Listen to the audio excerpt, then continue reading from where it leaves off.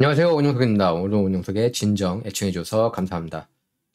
자, 트럼프가 또 계속해서 승리를 거두고 있는 그런 모습입니다. 예, 트럼프 전 대통령의 출마 자격 유지를 결정했습니다. 연방 대법원이 만장일치로 출마 자격이 있다 이렇게 판결을 내렸어요. 그러니까 보수 대법관 6명 플러스 진보 대법관 3명, 9명이 나란히 트럼프 전 대통령의 출마 자격을 박탈한 콜로라도주 대법원 판결을 뒤집은 겁니다.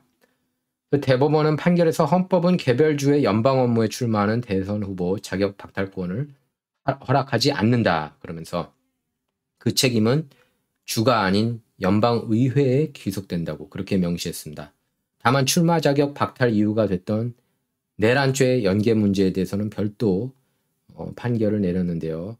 콜로라도를 포함한 15개 주에서 일제히 경선이 치러지는 슈퍼화요일을 앞두고 이번 결정이 나옴에 따라서 트럼프는 대선 가도를 막고 있는 가장 큰 장애물을 일단 제거했다고 볼 수가 있겠고, 그래서 뭐 백악관 컴백은 사실상 확정이나 다름없는 게 아니냐 뭐 이런 얘기도 나오고 있어요. 왜냐하면 바이든이 워낙에 인기가 없기 때문이죠, 지금. 그래서 워싱턴 포스트조차, 급진 좌파 언론인 워싱턴 포스트조차 이렇게 논평했습니다. 이번 판결로 트럼프는 공화당 유력 경선 주자로서 지위를 유지하게 됐다. 네. 뭐 이거는 누구든지 이렇게 논평할 수 있는 거 아니에요? 워싱턴 포스트가 아니더라도. 앞서 콜로라도 대법원은 트럼프가 대선 사기 주장으로 지지자들을 선동해서 2021년 1월 6일 의회에 난입하도록 한 것을 반란 가담 행위라고 보고 콜로라도주의 경선 투표용지에서 트럼프 이름을 빼라고 판결을 내렸습니다. 그래서 이는 헌법을 지지하기로 맹세했던 공직자가 모반이나 반란에 가담할 경우 다시 공직을 맡지 못한다고 규정한 헌법 14조 3항을 적용한 그런 판결이라고 콜로라도주 대법원은 밝혔죠. 이제 트럼프는 여기에 불복해서 대법원에 항소한 겁니다. 트럼프는 전날 워싱턴 DC 공화당 코커스에서 니키 헤일리 전 유엔 대사에게 처음으로 지긴 했지만 내일 사실상 공화당 대선 후보 확정하지 않을까 싶어요. 이제 그 슈퍼화요일 이기고 나서. 뉴욕타임스, 역시 급진좌파 언론이죠. 뉴욕타임스조차 이렇게 판결을 내렸습니다. 비록 대법관들마다 각기 다른 이유를 제시했지만 판결 자체는 만장일치였다 이렇게 보도했습니다. 다만 대법관들은 세부 결정까지 의견 일치를 보지는 못했는데 5명의 보수 대법관들은 부대 의견에서 의회가 문제의 헌법 14조 3항과 관련해 구체적인 부자격자에 대한 추가 입법에 나서야 한다 이렇게 제안을 했습니다. 이에 대해 소냐 소르마일 라틴계 대법관이죠. 여성 대법관. 사르마일을 비롯해서 3명의 진보 성향 대법관들은 이렇게 밝혔습니다. 개별주가 내란 연계 혐의를 받고 있는 대통령 후보 경선 자격을 박탈한 것에 대해서만 판단해야 한다. 그래서 다수 법관의 제안은 이를 한참 넘어서는 것이며 이는 미래 대통령 후보 자격 박탈을 제한하는 데까지 이른다. 이러면서 반대 입장을 밝혔습니다. 그래서 트럼프도 당연히 기쁨을 표했는데요. 뭐 이거 예상됐던 그런 판결이라고 할 수가 있겠습니다. 아무리 진보 대법관들이더라도 이거를 반대하지는 않을 거다. 왜냐하면은 자칫 자기네가 다칠 수 있다고 생각을 한 것 같아요. 민주당 진영에서 나중에 이런 식으로 딴지를 걸면은 모든 대선 후보를 막으려면 막을 수 있겠구나. 예, 그런 결론을 내릴 수밖에 없거든요. 트럼프는 곧바로 자신의 소셜미디어 트루 소셜에 미국을 위한 큰 승리 그러면서 자축 메시지를 게시했습니다. 그리고 슈퍼 화요일 앞두고 트럼프가 또 이겼습니다. 예, 노스다코다에서 승리를 거뒀습니다. 뭐 노스다코다도 트럼프 컨트리죠. 예. 그래서 노스다코다 공화당 코커스에서 니키 헤일리 전 유엔 대사를 손쉽게 제치고 1위를 차지했습니다. 그래서 트럼프는 노스다코다 대의원 29명 전원을 확보했고요. 노스다코다 경선 규정에 따르면 투표율 60% 넘긴 후보가 있으면 승자 독식인데 그래서 거기에 따라서 29명 대의원을 전부 다 가져가게 됐습니다. 니키 헤일리는 또 한 번 망신을 당했다고 할 수가 있겠습니다. 니키 헤일리는 이제 소암세리, 부패 도시 워싱턴 DC에서만 승리를 거뒀습니다. 내일 이제 슈퍼 화요일에서 트럼프가 뭐 전부 다 쓸 것 같아요. 압승을. 캘리포니아에서도. 그래서 메인스트림 미디어에서는 계속 기대했죠. 트럼프가 제발 출마 자격 박탈당하기를. 하지만 메인스트림 미디어가 이번에도 또 지고 말았습니다. 그리고 뉴욕타임스 시에나 공동 여론조사에서 흥미로운 결과가 나왔는데 트럼프를 찍었던 2020년 대선 때 트럼프를 찍었던 유권자 97%가 또 찍겠다. 2024년. 그런 반면에 조 바이든은 83%만이 다시 찍겠다고 그러고 이중 10%는 트럼프를 찍겠다고 그렇게 응답했습니다. 다시 노스다코타 좀 볼 텐데요. 보면은 투표율이 거의 85%. 내일 15개 주에서 공화당 대선 경선이 있는데 15개 싹 다 이길 것으로 보고 전부 다 압도적인 승리가 예상됩니다. 과반이죠. 과반 표를 받을 것으로 전망되고 있습니다. 공화당은 이제 트럼프 당이에요. 예. 심지어 제 주변에 보면은 민주당원 중 다수가 이제 트럼프를 찍겠다고 하더라고요. 많은 사람이 조 바이든은 안 찍겠다 이런 사람이 굉장히 많아요. 그래서 급진 좌파 진영에서는 난리가 났어요. 1월 6일 의회 난입 사태 또 일어날 수 있는 거 아니냐 그러면 그럼 해도 되는 거 아니냐. 뭐 저렇게 난입했다고 대선 결과가 바뀐 건 아니잖아요. 그리고 FBI가 그리고 워싱턴 DC 경찰들이 어서 오라 안내하지 않았습니까? 이 방에 가라 저 방에 가라 낸시 펠로시 방에 가라 안내했잖아요. 여러분께서 다 보셨잖아요. 그 영상들 CCTV 영상. 그렇게 메인스트림 미디어가 막고 싶어 했던 그 영상이 나오는 바람에 QAnon 셔먼도 바로 풀려난 거 아니겠습니까? 케빈 머카티 전 연방 하원의장이 터클 칼러슨한테 그 6만 시간이라고 그랬나요? 그 영상을 다 준 거는 정말 신의 한 수였죠. 그래서 좌파 진영에서는 AOC도 뭐 좌파라고 스스로 그렇게 얘기를 하지 않습니까? AOC가 이제 영화 보러 갔는데 그 앞에서 이렇게 그 시위를 했어요. 가자에서 이렇게 대량 학살이 이루어지고 있다고. 이스라엘이 팔레스타인을 상대로 대량 학살을 하고 있다고 얘기해라 그러니까 이렇게 화를 낸 겁니다. It's effed up 그러면서. 그리고 여기 앞서서는 이제 뭐 거짓말 하지 마라 이렇게 반박했습니다. 뭐에 대해서 거짓말하는 건지 모르겠어요. 뭐라고 주장하는지. 자, 그리고 대기업들을 상대로 지구온난화 대응을 압박하는 자산운용사들의 모임인 기후행동 100플러스. 여기서 최근 미국 업체들이 연이어 탈퇴한 것으로 알려졌습니다. 운용 자산 규모 1조 6천억 달러인 인베스코는 최근 CA Climate Agenda 100 Plus에서 탈퇴했다고 파이낸셜 타임스가 보도를 했고 뉴욕 타임스도 보도를 했고요. 그리고 최근 3주 사이 JP 모건 그리고 스테이트 스트리트 어마어마하게 크죠. 또 핌코가 CA 100 Plus를 탈퇴했고 블랙록은 그 여기에 대한 관여를 줄이겠다고 밝혔죠. 인베스코가 미국 대형 자산운용사 가운데 5번째로 이렇게 행동에 나선 겁니다. 그래서 회원사의 총 운용 자산 규모가 무려 68조 달러에 이르는데요. CA 100 플러스가 CA 100 플러스는 2017년 출범 후 상장 업체들에게 온실가스 배출에 대한 정보 공유를 늘리고 기후 관련 위험을 명확히 하도록 하는 1단계 전략에 집중해 왔습니다. 하지만 CA 100 플러스가 지난해 대기업들의 온실가스 배출 감소를 촉구하는 2단계 전략에 돌입하겠다고 밝히면서 회원사들이 부담을 느꼈다는 평가인데요. 여기에는 회원사가 엑슨모빌, 월마트 여기에 화석연료 사용을 줄이도록 촉구하는 내용을 포함했는데 고객들이 여기에 동의하지 않거나 자산운용사를 고소할 가능성이 있으면서 반독점법에 저촉될 우려도 제기되면서 여기 탈퇴하겠다는 움직임이 커진 거예요. 그래서 뉴욕타임스는 눈물을 뚝뚝 또 흘리고 있죠. 또 공화당에서는 CA 100 플러스 및 그 회원사를 타깃으로 ESG, 그러니까 ESG가 뭔지 아시죠? Environmental, 환경, 그리고 Social, 사회적, 그 다음에 Government, 지배구조 얘기하는 겁니다.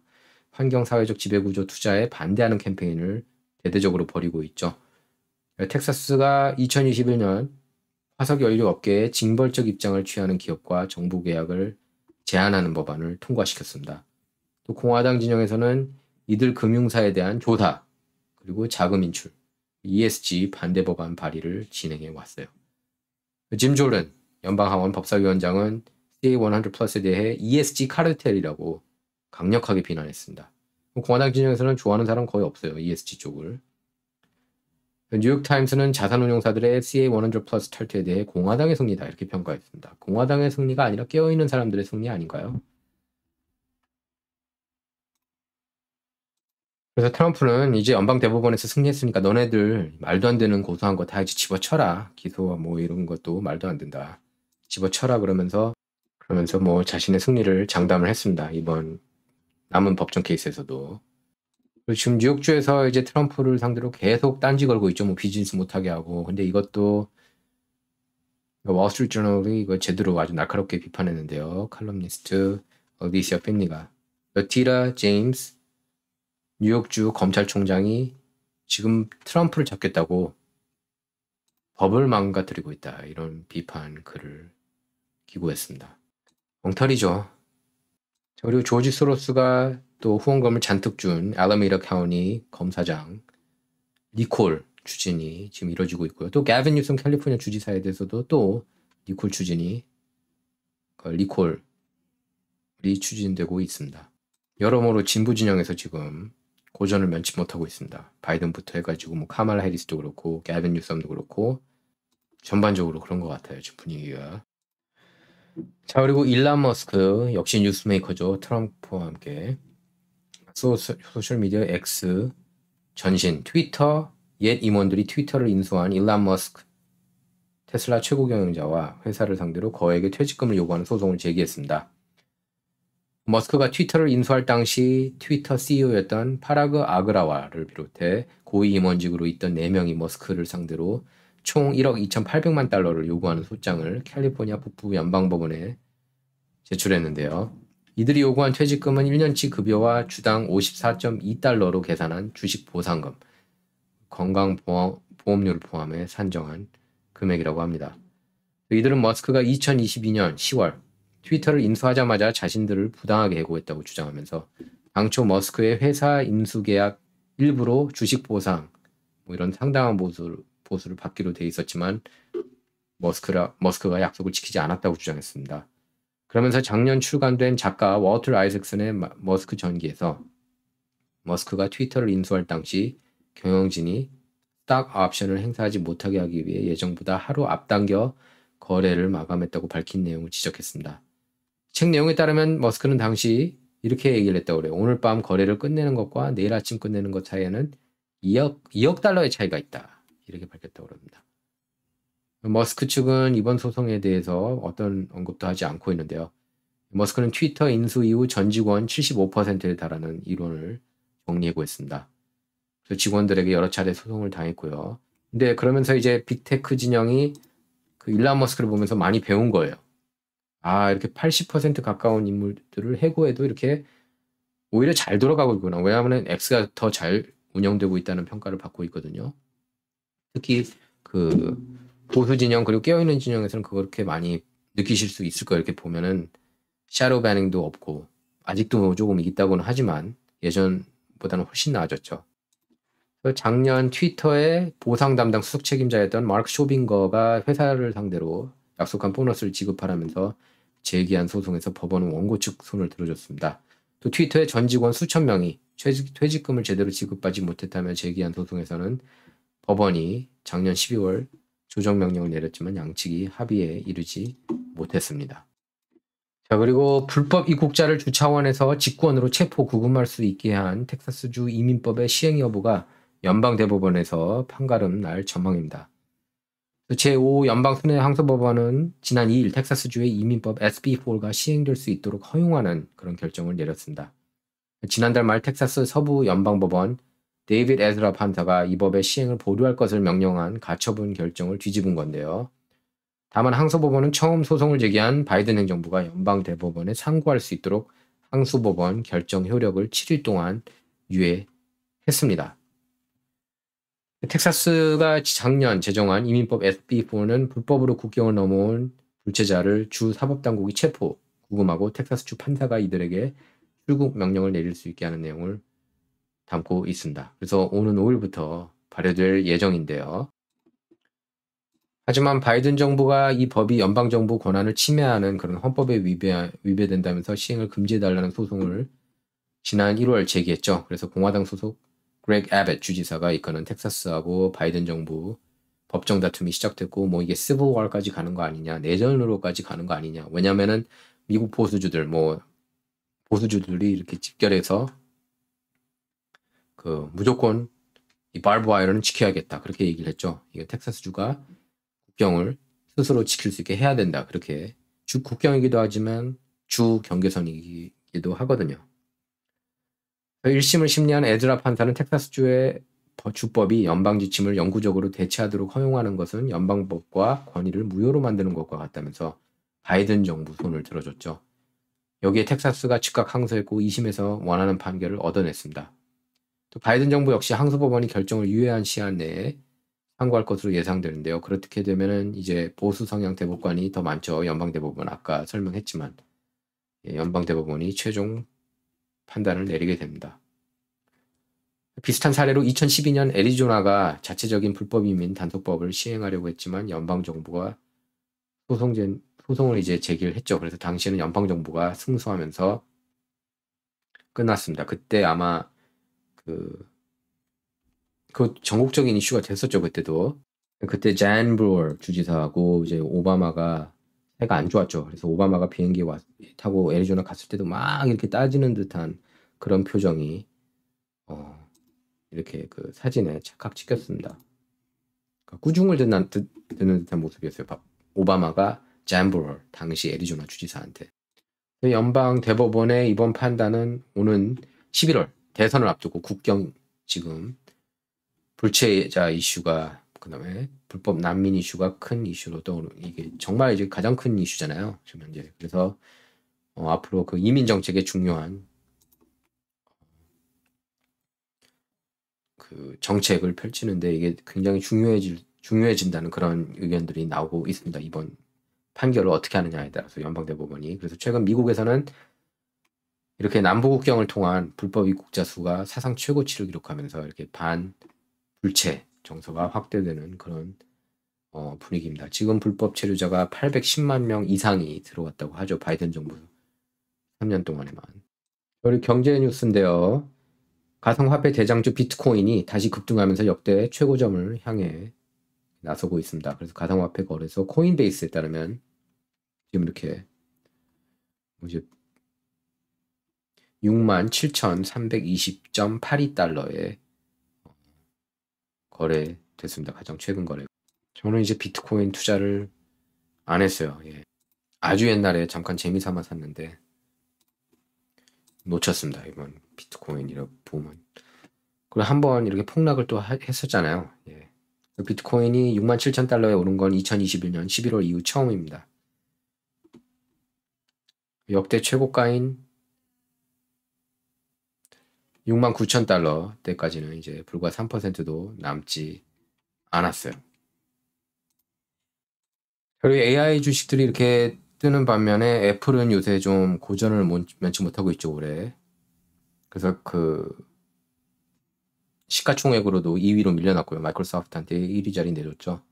그래서 뭐 아니 시리 처음에 선보이면서 AI 앞서가는 거 아니냐 뭐 이렇게 얘기를 했는데 주춤하고 뭐 9월 팀쿡 CEO가 9월에 뭔가 AI 뭐 야심찬 AI 프로젝트를 발표하겠다고 그러는데 사람들 반응이 좀 시큰둥한 것 같아요. 여기에 또 이제 안 좋은 뉴스가 나왔습니다. 스트리밍 비즈니스 규정을 이렇게 어겨서 유럽에서 20억 불 벌금 얻어맞았습니다. 애플이.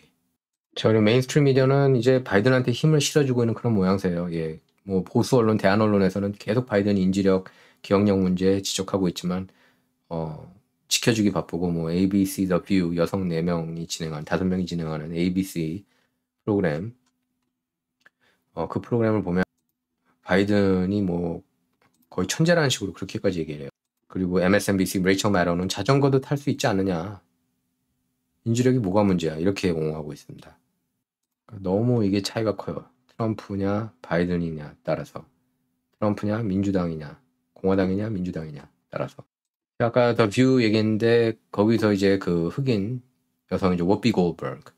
워피 골드버그가 어떤 얘기를 했냐면은 바이든이 모든 공화당원을 깜빵에 넣었으면 좋겠다. 이랬더니 이제 거기 우리와 같은 함성이 이제 터져나온 거예요. 박수 세례가. 뷰가 그래요. 예, 더 뷰. 보는 사람들도 뭐 다 그런 사람들이죠. 자, 우리 엔터테인먼트 뉴스에 조니 뎁. 조니 뎁이 이제 그 앰버 헐드하고 엄청난 소송전을 치르지 않았습니까? 그래서 명예훼손 소송해가지고 이겼어요. 워싱턴 포스트 칼럼 쓰지 않았습니까? 앰버 헐드가 그거를 이제 이게 다 잘못된 가짜 정보라고 주장을 했죠. 그 조니 뎁이. 저도 그랬어요. 조니 뎁이 이기길 바랬어요, 개인적으로. 그리고 앰버 헐드는 누구냐면 또 일란 머스크하고도 또 나중에 사귀어서 일란 머스크 인생이 또 엉망진창이 됐었다고 그래요. 그래서 일란 머스크 측근들은 앰버 헐드를 쪼커라고 그렇게 표현합니다. 앰버 헐드가 이제 이 여성이에요. 아쿠아맨에도 나왔고 2에도 나왔죠. 근데 이제 굉장히 힘들었대요. 저 일란 머스크가 이 여자랑 사귀면서. 그래서 조커 같은 여자였다. 아주 카오스였다. 뭐 이런 책 내용, 일란 머스크 전기를 보면 이제 그런 내용들이 나옵니다. 좀 악녀스러운가 봐요. 또 일란 머스크는 그래서 더 매력을 느꼈다고 그럽니다. 어쨌든 조니 뎁이 캐리비안 해적 6에 이렇게 컴백할 수도 있다 이런 얘기가 나오는데 얼마 전에 그 여자를 주인공으로 한다는 그런 뉴스가 또 나오지 않았습니까? 그래서 모르겠습니다. 어떤 보도가 진짜인지. 요거는 이 조니 뎁 이슈에 있어서는. 그런데 조니 뎁이 컴백하면 저는 왠지 이게 대박 날 것 같아요. 그리고 그 여자를 주인공으로 만약에 한다면은 지금 막 그렇게 추진을 또 한대요. 제가 얼마 전에 또 그런 뉴스를 봤거든요. 여성을 주인공으로 하는 그런 그 캐리비안의 해적 영화를 준비하고 있다고. 그거 내보내면 저는 안 될 것 같습니다. 여자가 출연해서가 아니라 원래 주인공이 이렇게 있는데 다 자꾸 이렇게 여성 주인공을 막 누려고 그러잖아요. 007도 뭐 그런 얘기가 나왔고. 그러니까 그렇게 억지 설정하는데 이제 사람들이 많이 지친 것 같아요. 예. 그러니까 예를 들면 뭐 원더우먼 이런 거 좋잖아요. 뭐 원더우먼은 원래 여자 스타였고 여자 히어로였고 뭐 또 마블스도 있고 물론 그 영화는 흥행이 실패했지만 지금 최근 이제 마블 영화들이 워낙에 wokeism을 놓고 있어서 근데 여성 주인공 영화들이 뭐 많잖아요. 그 미녀의 야수도 있고 뭐 히어로물은 상대적으로 적긴 하네요. 예, 솔직히. 근데 뭐 블랙 위도우 있지 않습니까? 블랙 위도우도 있고 나름 있어요. 그래도 지금 보면 아예 없는 건 아닙니다. 원더우먼 저는 재밌게 봤어요. 1, 2는 좀 별로였지만. 네, 진정 이번 시간은 여기서 마치도록 하겠습니다. 내일 슈퍼화일 때 돌아오도록 하겠습니다. 감사합니다.